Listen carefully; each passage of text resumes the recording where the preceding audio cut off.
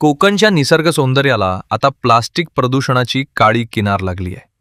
रत्नागिरी जिल्ह्यातील दापोलीमधील मुरुड, कर्दे आणि लाडघर या प्रसिद्ध समुद्र किनाऱ्यांवर सध्या प्लास्टिक कचऱ्याचा मोठा प्रश्न निर्माण झाला आहे. समुद्राच्या लाटांसोबत किनाऱ्यावर आलेल्या प्लास्टिकच्या पिशव्या, ग्लास आणि इतर कचऱ्याचा अक्षरशः खच अनेक ठिकाणी साचलाय.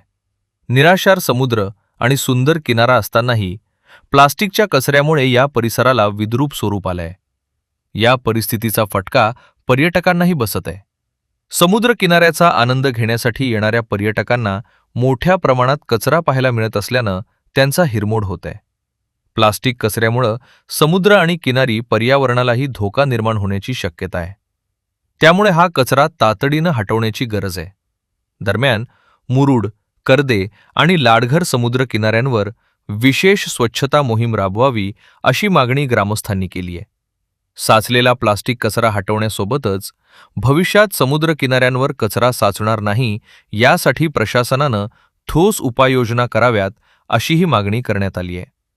कोकणची ओळख असलेले हे सुंदर समुद्र किनारे स्वच्छ आणि सुरक्षित ठेवण्याची जबाबदारी प्रशासनासोबतच पर्यटकांचीही आहे.